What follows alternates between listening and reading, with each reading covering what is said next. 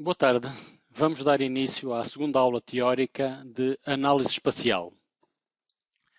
Nós vimos na aula anterior que a análise espacial compreende uma série de procedimentos que utilizamos quando queremos passar de uma situação em que temos informação discreta, como por exemplo pontos e linhas, para uma situação contínua ao território todo. Na primeira aula nós utilizamos um conjunto de pontos e criámos um mapa de extrapolação e interpolação desses pontos para preencher o território todo. No primeiro semestre trabalhamos com altimetria e vimos como é que podíamos passar dos pontos cotados e das curvas de nível para uma TIN e posteriormente para uma TIN grid. Também vimos que esta TIN grid nos permitia calcular a carta de declives e a carta de exposições. Portanto, passamos de uma situação discreta, curvas de nível e pontos cotados, situação contínua vetorial TIN, situação contínua matricial grid e depois calculamos a carta de declives e a carta de exposições. Mas a TIN grid não serve apenas para calcular cartas de declive e de exposição. Serve, por exemplo, para calcular bacias de visão, ou seja, calcular o que é que se vê a partir de um ponto de observação, para calcular linhas de escorrência de águas, ou seja, se chover, por onde é que vai escorrer a água, ou se houver uma erupção vulcânica, por onde é que vai correr a lava. Posteriormente, pode-se calcular bacias hidrográficas, podemos calcular a conformação do terreno, ou seja, verificar se é plano, se é côncavo, se é convexo. Portanto, isto são exemplos de aplicação da TIN grid. Na aula de hoje, vamos apenas abordar a questão das bacias de visão. Estas bacias de visão resultam de se calcular quais são as áreas ou as zonas visíveis ou não visíveis a partir de um ponto sobre o solo. E com base nestas bacias de visão, nós depois podemos calcular ou controlar fogos florestais, avistamento de espécies animais, fazer simplesmente a análise da paisagem que se vê a partir daquele ponto. Portanto, calculamos a bacia de visão e depois vamos trabalhar a bacia de visão em função de um objetivo específico. Esta bacia de visão é calculada com base num ponto de observação, na morfologia do terreno e, em função da morfologia e das características do ponto de observação, assim são calculadas as zonas visíveis. Repare-se que, perante este ponto de observação, esta linha define a partir de onde é que o observador consegue ver. Portanto, ele vê o que está imediatamente à sua volta, aqui deixa de ver, volta a ver e aqui volta a deixar de ver. Portanto, estas linhas definem o que vê ou não vê, para a direita ou para a esquerda, portanto, numa situação bidimensional apenas de explicação, e será o ângulo de visão definido entre o ponto onde está a ser feita a observação e o terreno que vai definir o que é que não se vê e o que é que se vê. Portanto, depende da morfologia do terreno e da altura do ponto de observação. Esta pode ser apenas a altura dos olhos do observador, se ele estiver parado sobre o território, ou pode ser a soma da altura de uma plataforma e dos seus olhos. Em termos de cálculo matemático, temos que atender a uma série de parâmetros. Portanto, quando se vai calcular uma bacia de visão, é obrigatório dispor-se de uma TIN grid com o modelo de elevação do terreno. E depois é preciso dispor de uma série de informação relativamente ao ponto de onde se está a fazer a observação. E estes termos têm que estar inseridos na tabela de atributos do vetor ponto a partir de onde se vai calcular a bacia de visão. Assim teremos que ter a TIN grid, a altura da plataforma, a altura acima do horizonte, portanto, na zona onde estamos a ver o território visível. Podemos querer ver exatamente o chão, ou o solo, ou podemos querer ver a copa das árvores. Verificar se há alguma limitação ao olhar para cima, ou se há alguma limitação ao olhar para baixo.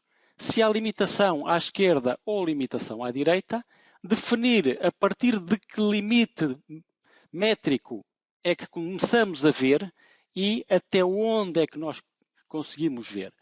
Portanto, especificando, temos a plataforma, o raio 1 define a partir de onde é que vamos começar a ver. Se o observador conseguir andar à volta da plataforma ou conseguir ver à sua volta, o raio é 0. E se não se disser nada, o programa assume que ele vê até ao infinito. Se não houver limitações de visibilidade, teremos 90 graus para cima, 90 graus para baixo. Os verte. Se não houver limitações horizontais, ele consegue ver a toda a volta do ponto onde está. Não havendo limitações, o programa considera que está a ser feita uma visualização a 1 metro de altitude. Relativamente a estes parâmetros, e para se perceber melhor o que significam, se imaginarem uma guarita de um militar, em que tem apenas uma abertura ao nível dos olhos pela qual o militar espreita, estes parâmetros já não serão 90 para cima e 90 para baixo e 0 à esquerda e 360 à direita, porque estão limitados pela abertura dessa guarita. No nosso caso, uma vez que conseguimos andar à volta da plataforma, observar o território todo, nós vamos programar a plataforma em função dos objetivos. Por exemplo, se quisermos estudar fogos florestais, em média, a plataforma está a 10 metros do solo. Consideramos o observador médio, que o observador médio tem os olhos a 1,5 metro do solo. Considera-se que, uma vez que são fogos florestais e vamos conseguir ver a coluna de fumo, podemos ver acima da copa das árvores, e então vamos definir como 20 metros acima do horizonte. Não temos limitações verticais, não temos limitações horizontais, portanto a visão é de 360 graus, e começamos logo a ver do nosso ponto de localização e vamos definir como 10.000 metros o limite máximo de visão distinta desarmada. A partir daí já não se consegue identificar se é um fogo florestal, se é um fogo, uma queimada agrícola, ou o que é que se passa relativamente à coluna de fumo. Outro exemplo, se quisermos agora observar a vida selvagem a partir da caixa de um todo-terreno, já a altura da plataforma será 1 metro, a altura dos olhos do observador continuará a ser 1,5 metro. Acima do solo não podemos considerar, porque os animais estão sobre o chão, portanto, teremos que começar a ver logo acima do solo. Não há limitação vertical, não há limitação horizontal. O início do campo de visão é imediatamente o taipal da carrinha e, à vista desarmada, conseguiremos ver um lobo, um javali ou um veado entre os 1.000 e os 2.000 metros. É o limite máximo de visão distinta, ou, se usarmos binóculos, 2.500 a 5.000 metros. Portanto, o utilizador é que tem que fazer várias experiências e depois verificar qual é a melhor combinação destes fatores. Assim, para calcular a bacia de visão, para além da TineGrid com a elevação, também temos que dispor de uma shapefile onde estejam marcados o ponto ou os pontos a partir dos quais se vai fazer a observação do território. Portanto, cria-se uma shapefile e na tabela de atributos da shapefile temos que criar todos estes campos que são de natureza double, 10, 2, para podermos escrever todos estes termos. Se não houver nenhuma destas limitações, ou seja, vertical e horizontal, a tabela de atributos apenas necessita destes 4 atributos. Portanto, vamos utilizar o Parque Nacional do Alvão. Os exercícios têm sido feitos todos nesta área.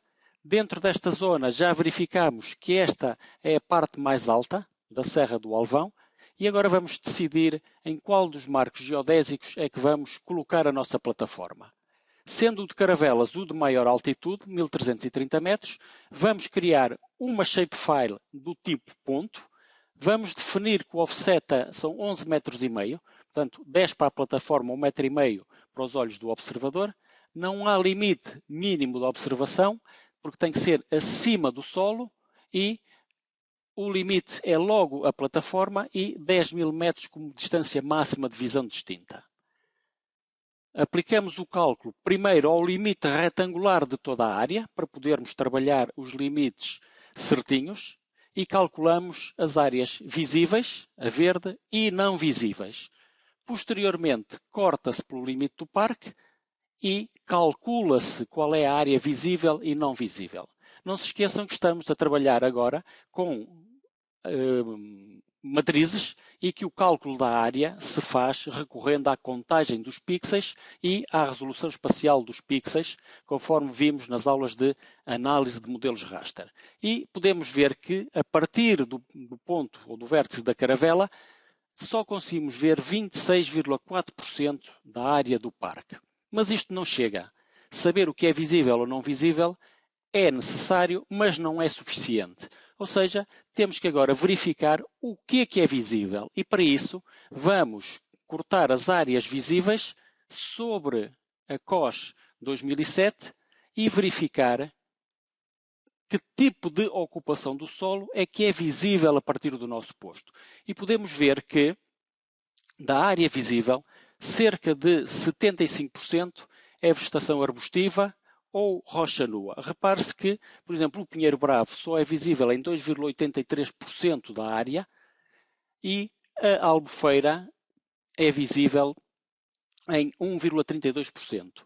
Isto significa que de toda a área visível, a Albufeira representa 1,32% e o Pinheiro Bravo 2,83% e quase 75% dos outros objetos.